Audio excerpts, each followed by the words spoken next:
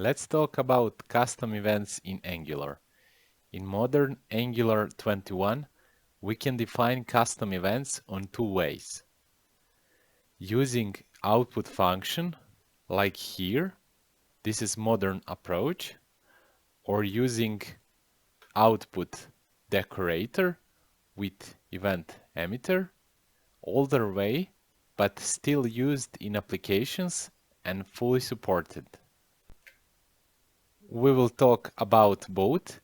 So I created two components here, and one will use function, like here, and second will use emitter. And let's see an example how we will use these components here in app.html. Components are added here, and they will emit this custom event, message send, and we will handle this event in our app component with this onMessageSend method. And to see whole picture how events are created, let's go in component template here, for example.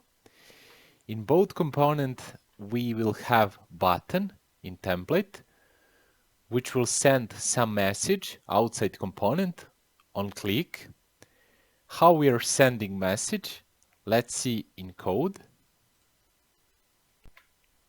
We are using here output function in Angular to send data outside component, basically raise event to our parent component. The output function returns an output emitter ref. And here on click method, we can emit an event by calling the emit method on this output emitter ref type, and in parent component in app.html we will define event listener here, and with this function here on message send we will handle this event. To access the event data we will use here $event variable, and inside this function here we will simply save our message from event to our variable, which we will display here in template here. It would be easier to see how this works in browser, so let's run application ngserve, open browser,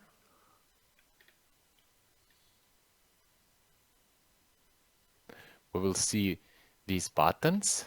This is from output function component, and this is from event emitter component, and if we click on some button we will receive here message from that component.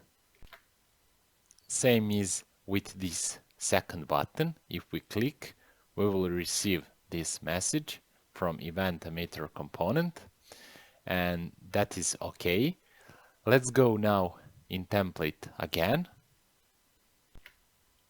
You can notice that this name of event needs to be same as property that we defined here in component, here message send, but we also can define alias for this event here in output function.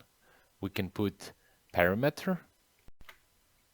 Alias is a second name for event which we can use, and simply here we can add alias inside object alias, and for example it will be named my event,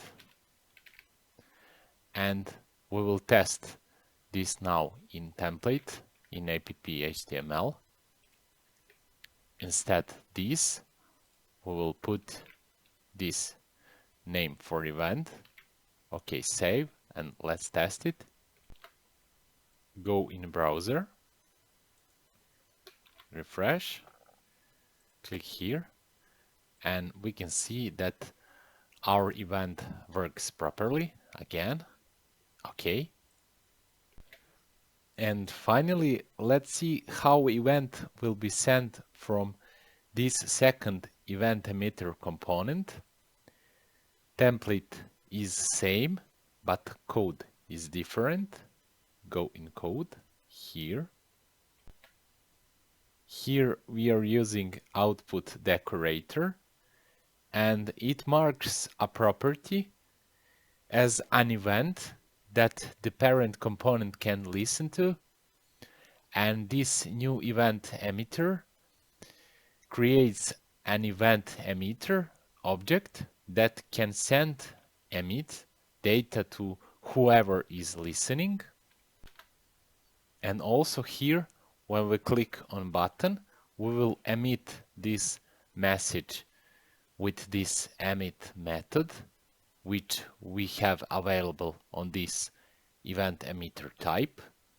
And in template of app component, here, we will handle this event, and this handler here on message send will be called, and inside we will save this message in our message from child component property, and this property will be displayed here. And that is pretty much it. And let's see again in browser results, refresh. Each component have this button, and when we click on button, we will receive message from that component. You can see. This is very simple example about custom events in Angular. I hope that it was useful for you. That will be everything for this video. Please subscribe, like, and see you in the next video.